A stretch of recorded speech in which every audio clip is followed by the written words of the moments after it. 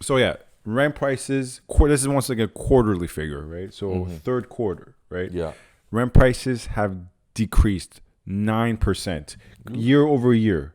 And then this is for condos only. To be Year fair, over year or quarter over quarter? year over year, 9%. 9% as compared to the third quarter of last year. Of last year, gotcha. Yeah. Q3 2020 to Q3 Yeah. 2019. Yeah. So 9%, year over year, okay. 9%. It's down to 2,249. Once again, this is condos exclusively, and not a specific condo type, right? So across all condo types, whether it be 2-bedroom or bachelors or whatever it may be, Right.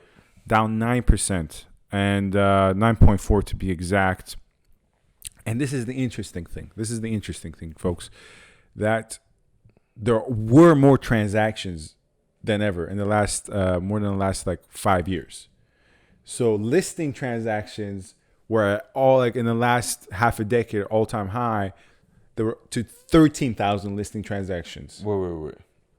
Are you talking about listings have increased or the number of transactions? Like actual leases that have occurred. Sorry, did I say listing? I mean lease you transactions. said listing transactions, which is kind of confusing. Lease transactions. Okay. Are up highest since the numbers I have since 2015, maybe even before that.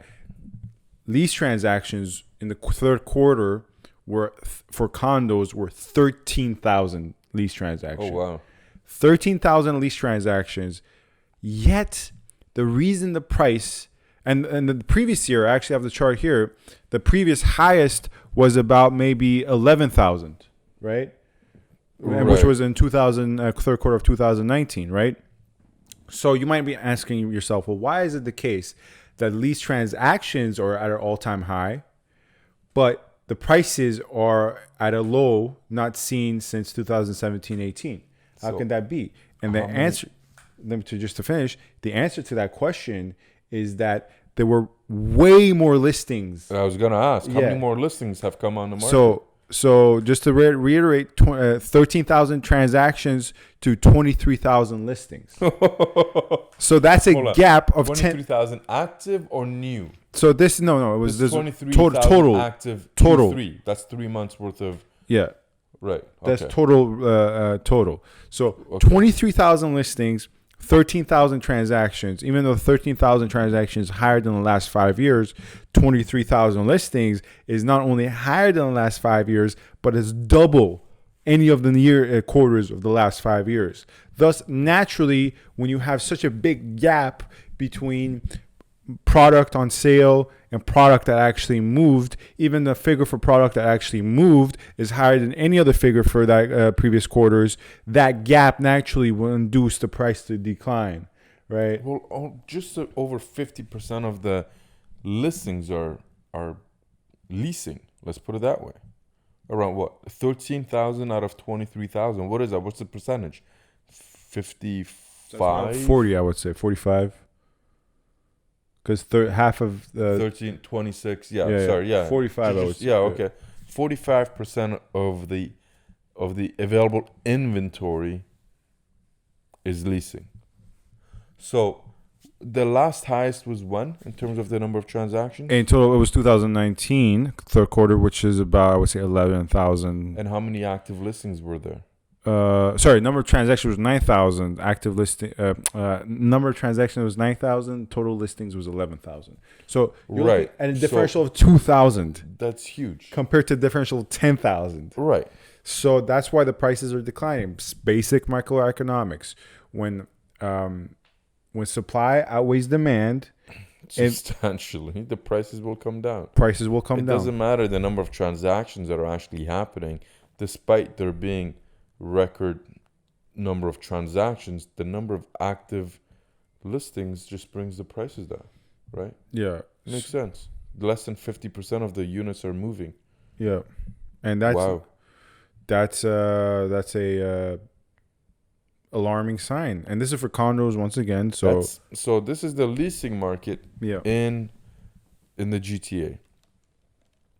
A lot of these units that are being leased out, that are available for lease, are owned by investors. And if those investors cannot lease the properties to at least break even, we're going to see this available lease inventory switch over into the sale inventory. Exactly. Good point, sale Ali. inventory is going to go up compared to the number of transactions. We'll have to see what the transactions come in at.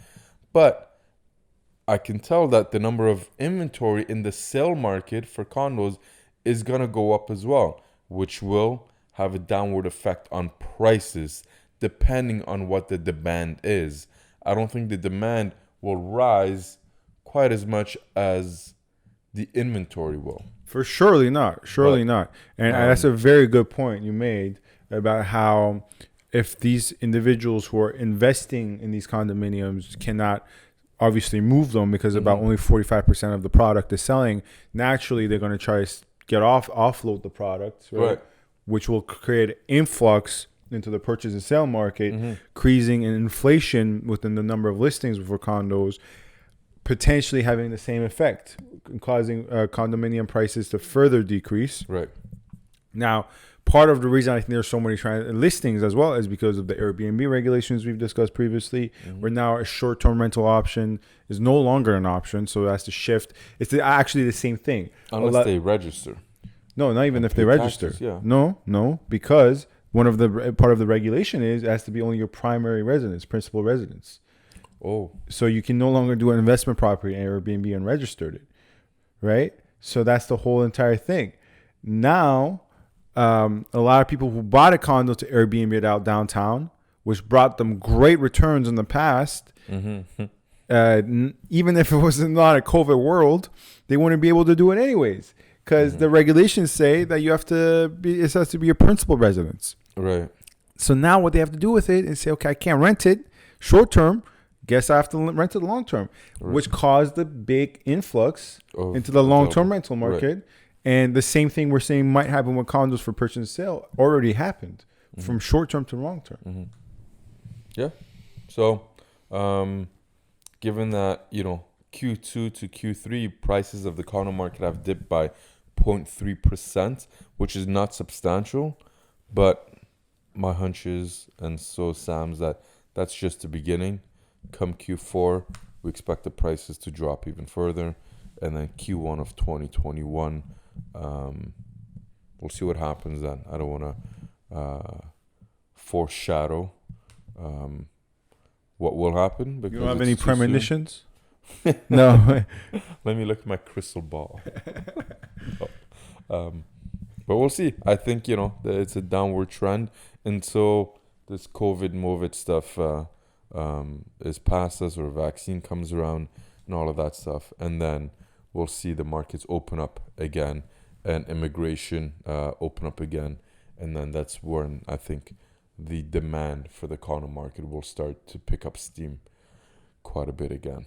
Because a lot of immigrants, when they come to the country, their first point of entry is the condo market. Because it's the most affordable. And the entry point is easier for them compared to freehold that starts in mid 7s, 8s, and up into $1.5 million for detached properties. So the condo market will pick up at that point, whenever that will be.